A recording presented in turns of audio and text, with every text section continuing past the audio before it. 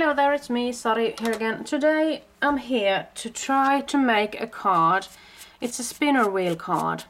This is a card that I made in the beginning of my crafty career. And I just fell in love with this way of actually making really fun cards. And as you can see, it is a Halloween card, so that is actually what I started off with when I started making cards and such. So this must be one of my first interactive or special card fold cards.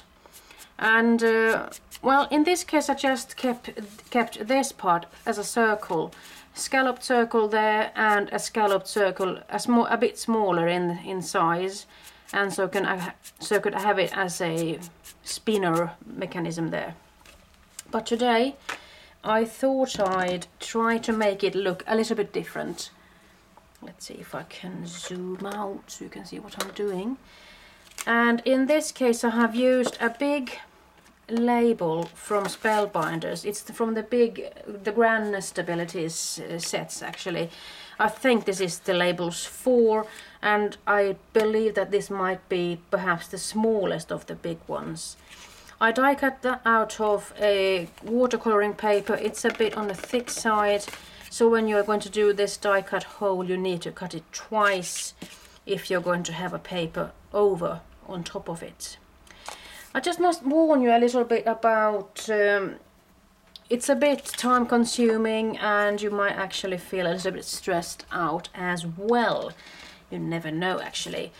But I wanted to give this a go, and after having fiddled with it a little bit I decided that I would go for a scalloped circle, bigger than the first one. As you can see, this is quite a lot bigger, and I do like things when they are a bit bigger. And I wanted to go for a little bit bigger because I'm going to put that in that album of when I have my different card folding techniques and such. So that is what I'm attempting to do here. So let's see. I have started off die cutting this scalloped circle, and then I also die cut a white piece of paper into a circle. And I started off with a piece of paper where I folded it together to find a center for this card, and then I poked a hole with a sort of a dentist's pick like so, and then I put it on top of this one and pierced the hole through that one as well. And I did the same thing with that one, so I just pierced the hole like so, nothing fancy there. Then when you're starting to stamp these motifs, you could go for just whatever. I just took these because I knew they were on the small side, so they would actually fit the hole like this. You have to think about stamping them all the time facing up, so you're not accidentally stamping them upside down or anything like that, or you're actually supposed to stamp them upside down and everything. So not just stamping them in the right position, because then it won't be correct when you're going to spin it. And you might actually do well with making a couple of templates or prototype pieces, so you can have something to work with and then just use it as a guide and such. So that is what I actually went for. So this is the card that I'm going to complete. Let's see if I can actually manage it. In order to have the let me see, scalloped edge open here, I actually had to cut it open on that side. This card is hanging together. I did fold this piece at 5 inches, and then I just put the die a little bit outside where the paper ends, or the backing, the spine of the paper, and that actually keeps this together. It really doesn't matter if it is keeping this together or not, because you're not going to use it as a card now, are you? You are just going to perhaps glue it down somewhere. But if you're going to keep it as a card, perhaps you need to put it on another piece of card later or something like that, because this is going to be just one unit. So let me see if I can go right with this one. There's the hole. And then I decided on putting just a little bit of piece of paper here, and I have inked the edges of these, and I think I'll just put some more glue there. I actually thought that I could go through both the layers while I die cut this, but I didn't, so I had to do it once more. And in this case I'm just going to make sure that I get the hole in the right place as well as the scalloped pattern there. I do believe that I'm right there. And then I'm going to use a brad, and in this case I'm just going to go for a white brad.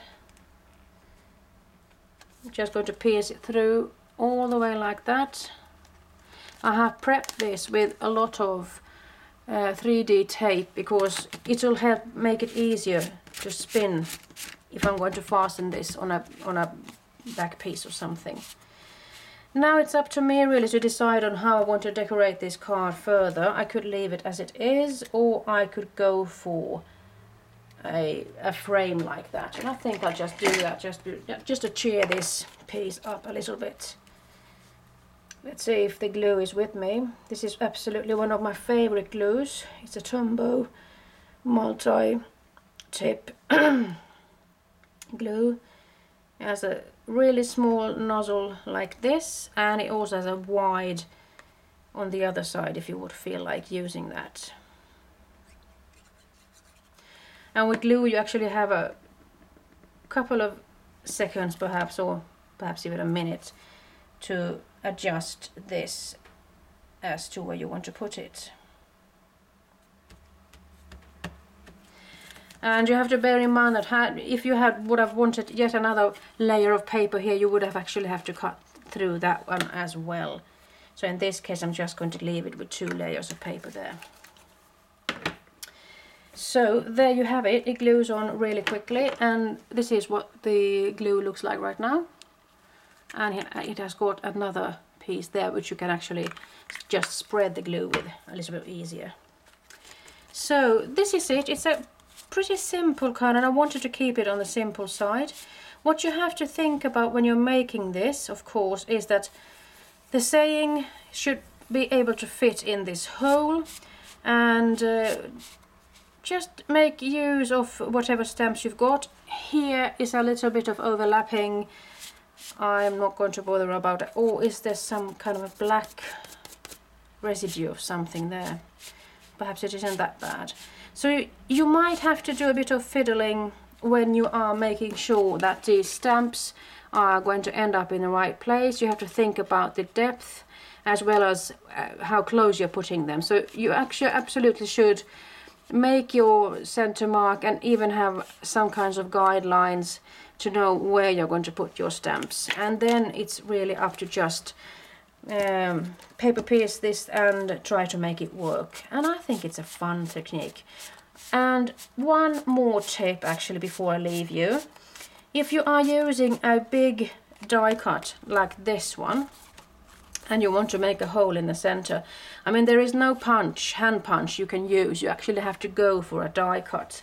And I discovered that the height of this one is wider than this, because I had to open this up. I had to keep it open in order to make the die cut hole there.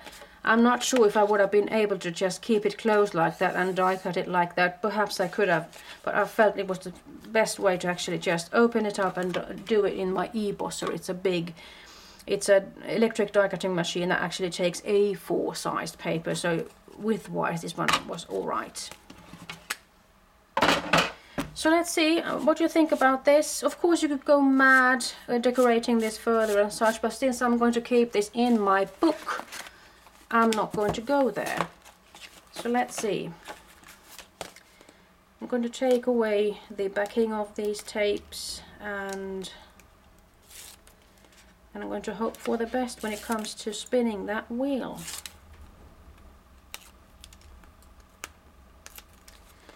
And while I'm standing here thinking, I'm actually thinking about, I would like to know what is your favorite specially folded card, or a technique card or something. I like quite a lot of these specially folded or technique cards. You see, it actually works. So thanks to the tape, the 2 layers of tape, I can actually make it work like this. Really nice. I could of course put this on a regular card on top of it and just have this spinning mechanism, like so, if I wanted to send it to somebody.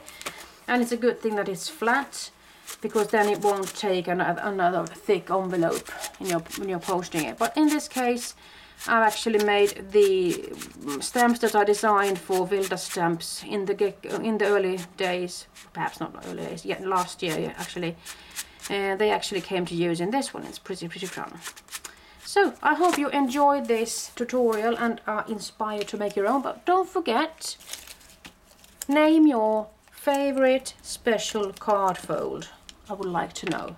Okay, hope to see you soon again. Bye bye.